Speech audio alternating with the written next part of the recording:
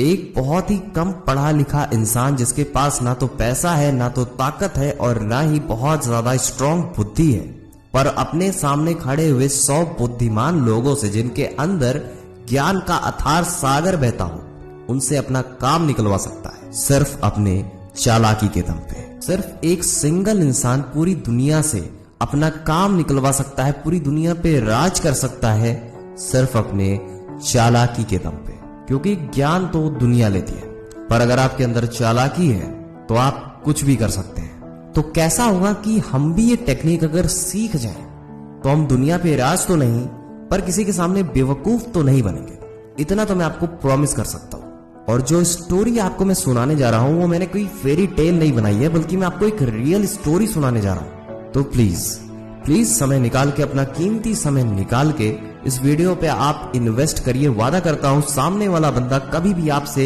Game नहीं खेल पाएगा, कभी भी आपको बेवकूफ नहीं बना पाएगा, चूना नहीं लगा पाएगा। फ्रांस का किंग लुइस 11, उसके बारे में आपने शायद सुना होगा। स्कूलों में हिस्ट्री के सब्जेक्ट में इसके बारे में जिक्र होता है और मुझे लगता है कि आप लोगों में से बहुत सारे लोगों ने इसके बारे में सुन रखा होगा। लेकिन क्या आपको पता है कि लुइस 11 की सबसे बड़ी कमजोरी क्या थी? उसकी सबसे बड़ी कमजोरी थी एस्ट्रोलॉजी।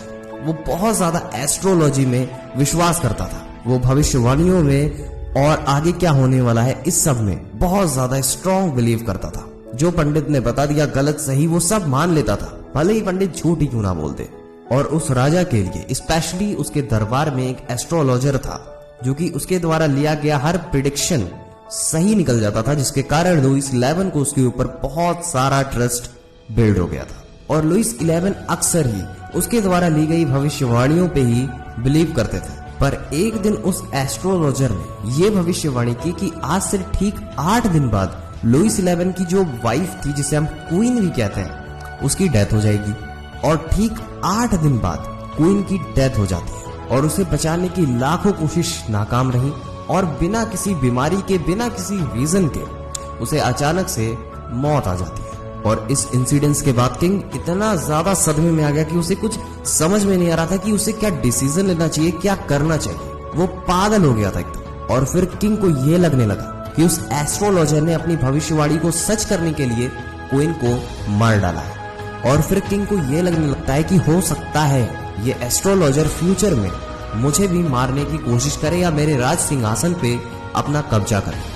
और उसके बाद किंग ने ये डिसाइड किया कि मुझे इस एस्ट्रोलॉजर को मार देना है। और उसके बाद राजा अपने मंत्रियों के साथ में, अपने सिपाहियों के साथ में सीक्रेटली ये षड्यंत्र रचता है कि आज इस एस्ट्रोलॉजर को हम खत्म कर देंगे। और फिर उस एस्ट्रोलॉजर को अपने महल के सबसे टॉप फ्लोर पे बुलाया जाता है। और फिर राजा ने पहले से ही मंत्रियों को अपने बोल रखा है कि जैसे ही मैं आपको इशारा करूं तुरंत ही इस एस्ट्रोलॉजर को ऊपर से नीचे फेंक देना। एस्ट्रोलॉजर वहां पे आता है और पूछता है कि महाराज मुझे यहाँ पे क्यों बुलाया गया। राजा उसे इधर उधर की बातों में बचाता है, उसे ये रियलाइज ही नहीं होने देता है कि उसे बुलाया क्यों गया है और उसे मारे जाने का प्लान बनाया गया है। और राजा के इशारा देने के तुरंत पहले ही राजा एस्ट्रोलॉजर से एक सवाल करता है कि तुम कहते हो तुम बहुत बड़े ज्ञानी हो, बहुत बड़े एस्ट्रोलॉजर हो, तो चलो तुम बताओ कि तुम्हारा फ्यूचर क्या होने वाला है, इनफैक्ट तुम्हारी मौत कब लिखी है। एस्ट्रोलॉजर पहले बहुत सोचता है और फिर वो बहुत सोच समझ के ये जवाब देता है, महाराज जिस दिन आपकी मौत होगी उसके ठीक 3 दिन पहले ही मेरी मौत हो जाएगी। यानी कि पहले मैं मरूंगा, उसके 3 दिन बाद आप भी मर जाओगे। और इतना ही सुनने के बाद राजा के पैरों तले जमीन ही नहीं रह गई थी, क्योंकि अगर वो मर जाता, एस्ट्रोलॉजर को वो नीचे फेंक देते, तो 3 दिन बाद राजा भी मर जाता, ऐसा राजा का सोचना था। और उसके बाद वो राजा अपने आदमियों को इशारा करता ही नहीं है कि इसको फेंक दो नीचे, क्योंकि अगर वो मर जाता तो राजा को ये लग गया था कि मैं भी मर जाऊंगा 3 दिनों बाद। और वो जो एस्ट्रोलॉजर रहता है वो बच जाता है, क्योंकि वो व्यक्ति जो था वो केवल एक भविष्यवाणी ही नहीं करता था, बल्कि एक बहुत ही शातिर चालाक इंसान भी था।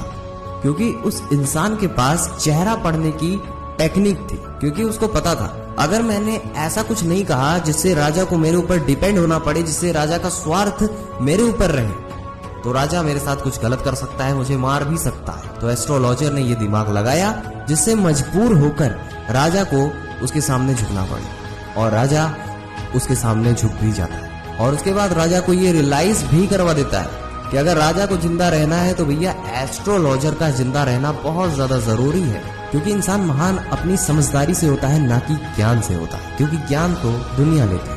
यानी कि आपको जिंदगी के शतरंज में आपको दूसरे को ऐसा फंसा देना है कि जब भी दूसरा आपको मारने का सोचे तुरंत ही उसको रियलाइज हो कि अगर मैंने इसको मार दिया तो इससे ज्यादा मुझे ही खतरा है, मैं ही अपनी लाइफ को मार दूंगा। अगर आपको लोगों को अपने ऊपर डिपेंड कराना आ गया तो आपके हाथ में बहुत बड़ी पावर आ जाने वाली है और आप इस पावर से किसी भी इंसान को किसी भी तरह से कंट्रोल कर सकते हो, अपने इशारों पे नचा सकते हो। आपको आपकी जगह से कोई इंसान रिप्लेस कर ही ना पाए, आपको ऐसा काम करना है। आपको ऐसा कुछ कर देना है कि अगर आपको हटाया जाए तो सामने वाले का नुकसान हो जाए। पर उससे पहले एक बात याद रखना कि अगर आप चाहते हैं कि लोगों की नजर में इंपॉर्टेंट बने रहो तो लोगों को परमानेंटली अपने ऊपर डिपेंड करा लो, बस। उसके बाद आपको कुछ करना ही नहीं है। कहने का मतलब बहुत सिंपल है, अगर आपको लॉन्ग टर्म तक मार्केट में रहना है, कहीं भी रहना है, तो आपको अपने अंदर ऐसी खूबी डेवलप करनी पड़ेगी जो किसी में भी ना हो। लोगों को हमेशा ये रियलाइज करवाना पड़ेगा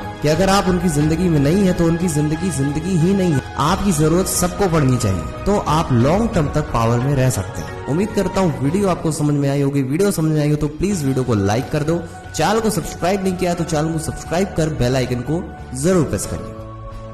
अभी के लिए जय हिंद, वंदे मातरम, टेक केयर।